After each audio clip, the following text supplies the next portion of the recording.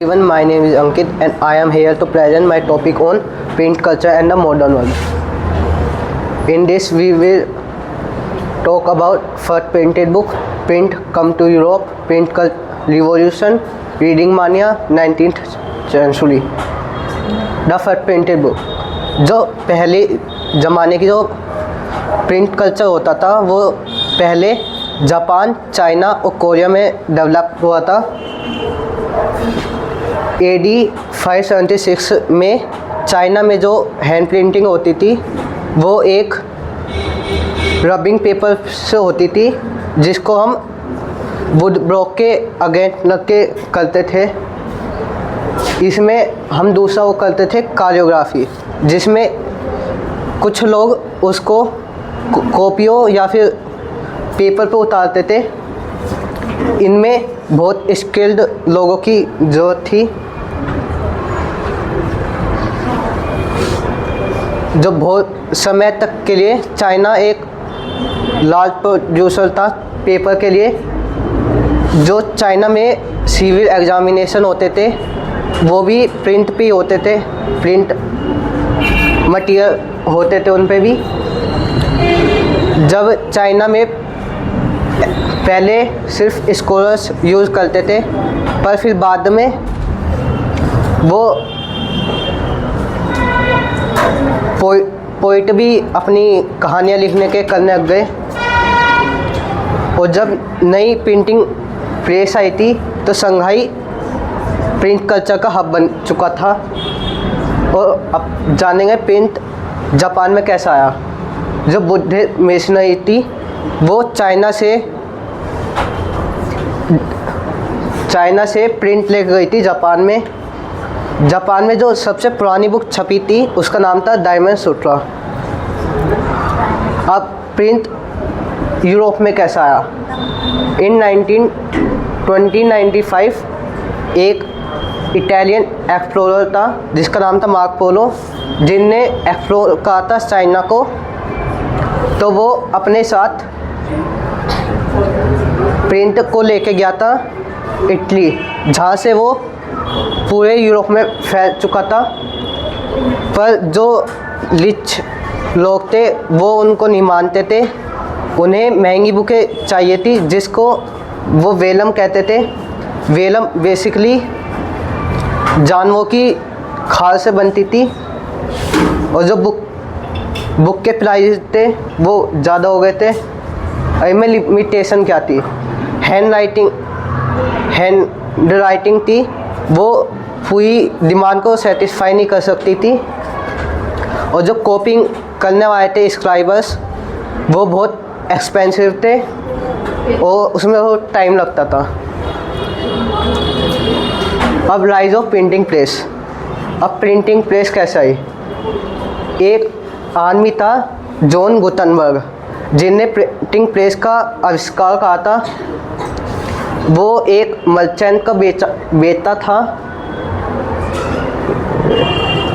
उसने lead modules की machine को देख के प्रिंटिंग प्रेस का आविष्कार करा था।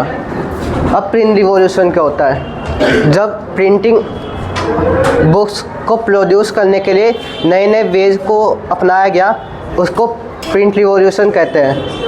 इससे इंस्टीट्यूशन और अथॉरिटी में चेंज आए और इसमें पॉपुलर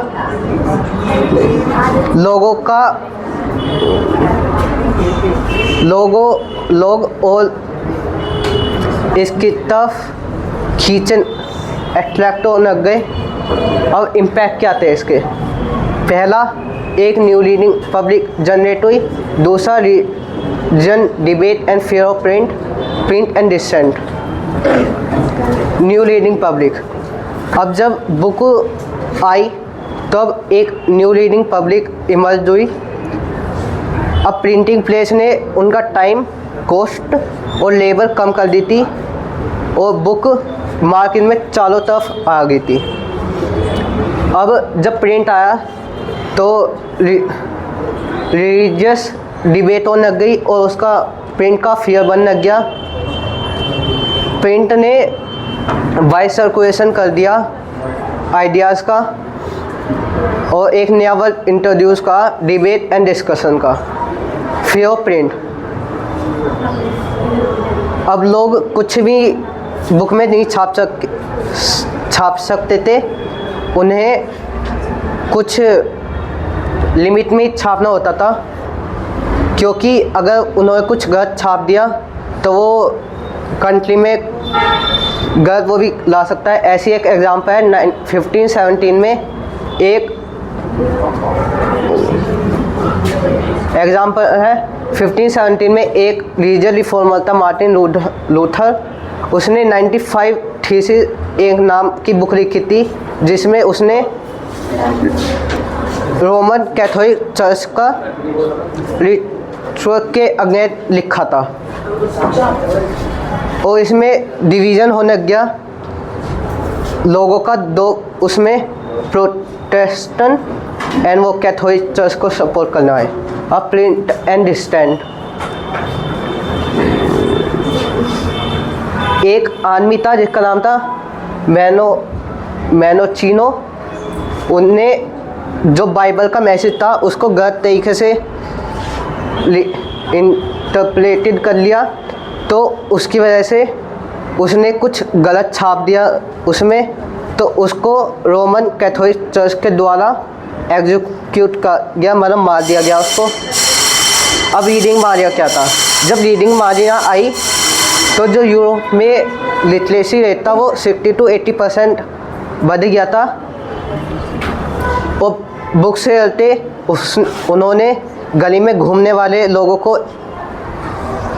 एम्प्लॉय का, जिससे कि वो बुक अब हर तक पहुंचा सके। अब print revolution and the French revolution, print culture में फ्रेंच रिवॉल्यूशन में प्रिंट कल्चर का क्या रोल था?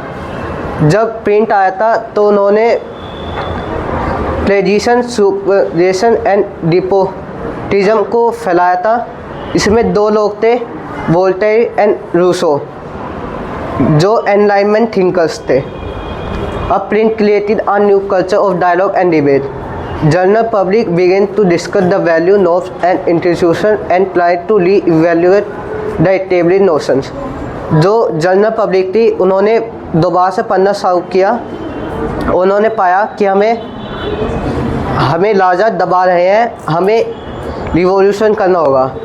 तो इसके बाद फ्रेंच रिवॉल्यूशन हुआ, और फर्दर इनोवेशन में रिचर्ड एम होए थे न्यूयॉर्क के, जिन्होंने पावर ड्राइवन सिंडिकल प्रेस इंट्रोड्यूस की थी 19th सेंचुरी में, जिससे वो 8000 शीट पर आवर में प्रिंट कर सकते थे।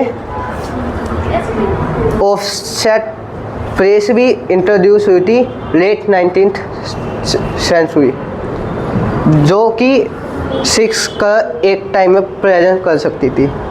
Thank you.